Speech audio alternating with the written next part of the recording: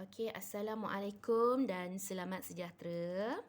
So, hari ini kita akan mulakan kelas pertama kita selepas cuti sekolah. So, saya harap semua pelajar 4A1 boleh tumpukan perhatian pada video saya kali ini ya. Okey, so hari ini kita akan masuk kepada persamaan kimia. Okey, bagaimana kita nak menulis persamaan kimia? Okay. Sebelum ini, saya dah ajar awak menulis formula ion. Okey, ingat formula ion kita imbas kembali. Formula anion, kita ada anion yang bercas apa? Negatif. Cation bercas positif. Contohnya, Na plus for cation, Cl minus for anion. Okey, itu untuk formula ion. Dah belajar. Okey.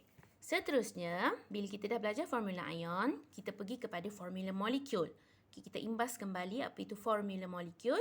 Bila anion dengan cation dia bergabung, dia akan membentuk sebatian ion, yang mana sebatian ion terbentuk itulah kita namakan sebagai formula molekul. So Na plus dengan Cl minus dia bergabung, dia akan jadi NaCl.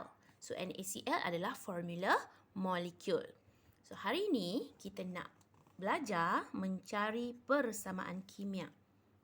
Okey, dan bagaimana daripada persamaan kimia itu nak seimbangkan persamaan kimia itu. So apa itu persamaan kimia? Okey, persamaan kimia ni mesti ada dua perkara penting kelas. Yang pertama ialah bahan tindak balas. Yang kedua adalah hasil tindak balas. Okey, apa itu bahan? Apa itu hasil? So, di sebelah kiri ini, okey, nampak? Okey, dia mesti ada sebelum dengan anak panah dan juga selepas. Okey, so sebelum ini adalah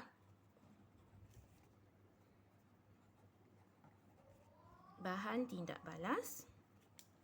Selepas anak panah biasanya adalah hasil tindak balas. Ini adalah reactants. Okay, ini adalah products. In English, we call as reactants. Okay, this is after that we call products. Okay, so apa itu bahan? Contohnya, okay, so formula yang akan ditulis ini adalah formula molekul lah. Okay, apa formula molekul formula kimia lah. Okay, apa tambah apa jadi apa. Okay, so contoh yang saya berikan adalah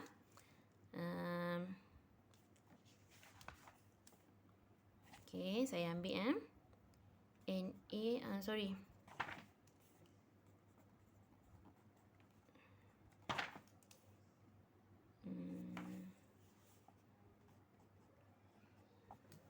apa tu? Natrium hydroksida tambah dengan asid hidroklorik dapat garam NaCl plus H2O. So ini adalah asid, ini base, dapat garam dan juga air. So bahan tindak balas kita adalah base ataupun alkali bertindak balas dengan asid NaOH bertindak balas dengan HCl. Ini adalah bahan. So hasilnya kita akan dapat garam dan juga air. So macam mana cikgu dapat ini tambah ini dapat macam ni? So itu next class kita akan belajar. Next class saya akan ajar macam mana nak dapatkan hasil ini. So don't worry. Yang penting awak tahu dengan bahan dengan hasil sahaja dahulu. So, di sini, di dalam maklumat ini namanya persamaan kimia. Ini ada namanya persamaan kimia, iaitu dia ada bahan, dia ada hasil. So persamaan kimia mesti ada dua maklumat penting, iaitu maklumat kualitatif in English, kualitatif juga, quantitative. Okay, sorry quantitative. Quantity. Okay, quantity. So, apa itu kualitatif? Apa itu kuantitatif? Okay, so ingat di sini. Kualitatif means, okay, bermaksud apa bahan dan juga hasil tindak balas yang digunakan di dalam persamaan kimia itu. Apa bahan dan juga hasil tindak balas yang digunakan dalam persamaan kimia. So, saya bagi contoh persamaan kimia ini. Apakah bahan yang digunakan? Bahan yang digunakan adalah, okay, so NaOH dan HCl ialah bahan tindak balas. Manakala NaCl dan air ialah hasil tindak balas. So, itu adalah maklumat kualitatif yang kita ada. Okay, kualitatif yang kita ada. So, apa itu maklumat kuantitatif? Bermaksud kuantiti yang digunakan. Apa? Okay, apa yang kita guna? Berapa mol bahan dan juga berapa mol hasil yang kita gunakan dalam eksperimen ini. Okay, dalam persamaan kimia ini. So, kita tengok di sini. Kita akan tengok, kalau kita nak tengok mol kelas, kita akan tengok di hadapan ini. Okay, di hadapan ini. Okay, nampak tak? Ada tak sebarang nombor bulat dekat depan ni? Tak ada kan? Ada tak? Bukan tengok dekat belakang dia sama ada di bawah ni ke. Contohnya ada nombor subscript kecil ni. Tak nak tengok yang tu. Tengok di depan ini. Di depan. Di depan. Di depan. Okey. So, bila tak ada di depan, bila tak ada nombor di depan, mestilah 1 mol. 1 mol. Okey. Maksudnya ini 1 mol NaOH. Ini 1 mol HCl. Ini 1 mol NaCl. Ini 1 mol air.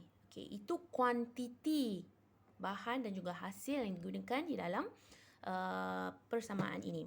So, apakah maklumat kuantitatif yang kita boleh, yang kita tahu? Maklumat kuantitatifnya. So, 1 mol NaOH bertindak balas. Apa maksud ni? Tambah. Bertindak balas lah. Dengan 1 mol HCl membentuk. Okey, ni produce Ini anak-anak ni produce, membentuk 1 mol NaCl dan 1 mol air. Okey, boleh faham? Okey, so bila maklumat kuantitatif melibatkan kuantiti bahan yang kita gunakan dalam eksperimen itu. Okey, so saya akan bagi contoh.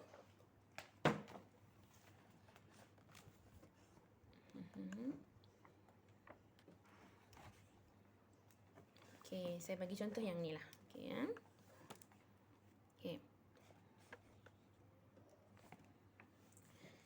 Mg plus 2 HCl membentuk, okey, dia bertindak balas dengan 2 mol HCl membentuk MgCl2 plus H2. So, apakah maklumat kualitatif yang kita dapat daripada sini? So, awak hanya keluarkan apa bahan tindak balas, apa hasil tindak balas.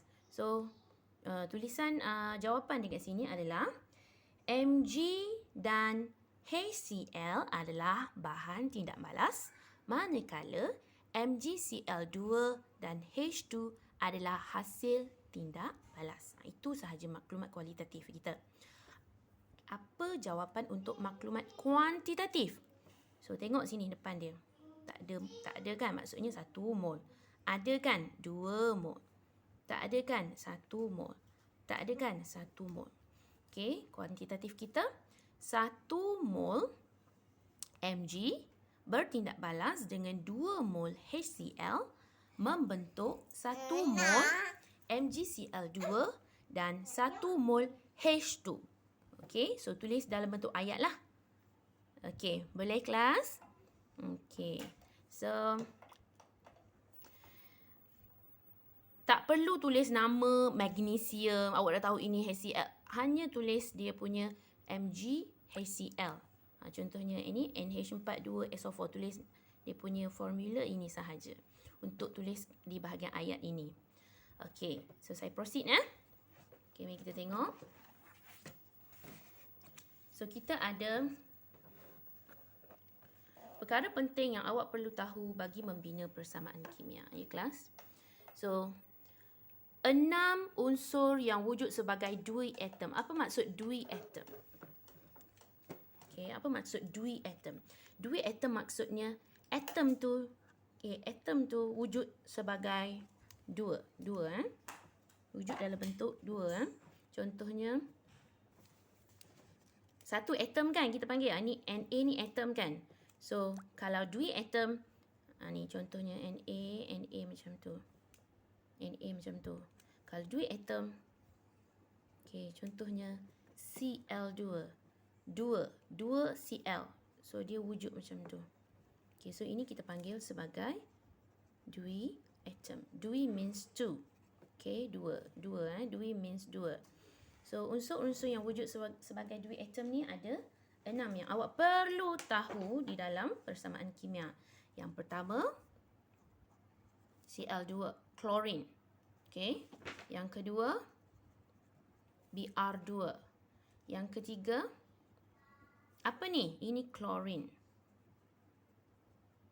Okay. Sebab apa dia wujud dalam bentuk dui atom? Sebab dia adalah gas. Okay, gas adalah molekul. Ini apa? Bromine pun wujud dalam bentuk gas. Iodine. Okay, iodine. Okay, apa lagi? Oxygen. Okay, H2, gas hydrogen. Dan nitrogen. Okay, nitrogen. So, ini adalah 6 benda yang awak perlu tahu. Kena tulis dalam bentuk dui atom. Dia mesti dalam bentuk berdua-dua, berpasang-pasangan. Okay. So, itu untuk dui atom. Okay. Formula dan nama asid 4 yang biasa. So, awak kena tahu. Okay. Asid yang selalu kita gunakan. 5 lah. Saya ambil 5. Okay, 5. Yang pertama, HCl. Apa itu HCl? Acid hydrochloric. Okay. Yang kedua, H2SO4. Apa itu? Acid sulfuric. Yang ketiga,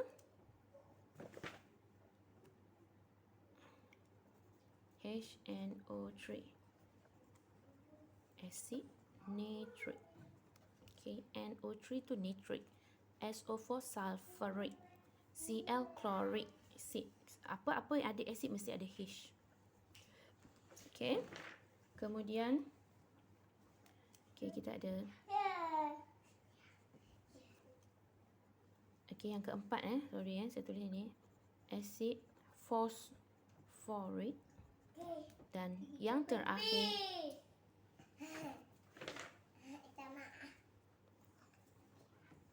CH3COOH, iaitu asid etanoik, iaitu kita panggil nama bahasanya biasanya cuka. Okay, so 4 asid ini awak kena tahu. 5 asid ini awak kena tahu formula kimia dia. Okay, kena tahu formula kimianya. Kerana kalau awak tak tahu formula kimianya, susah untuk awak menulis persamaan kimia. So, persamaan kimia saya akan ajar secara lebih lanjut next hari Khamis. Sebab nak kumpul dalam satu video ni terlalu panjang. Takut ada pelajar yang tak boleh nak download. Okay, nak tengok. Okay, saya faham. Data kamu bukan banyak kan? Okay. So, habis tengok video saya ni, saya harap awak dapat buat. Okay. Saya akan snap soalan yang perlu dibuat. Buat dalam buku nota dan salin beberapa nota yang saya akan snapkan sekejap lagi. Okay, itu sahaja daripada saya. Assalamualaikum dan selamat sejahtera. Mana ada Assalamualaikum ya? Okay, sorry. Selamat sejahtera. Selamat buat kerja cikgu. Good luck.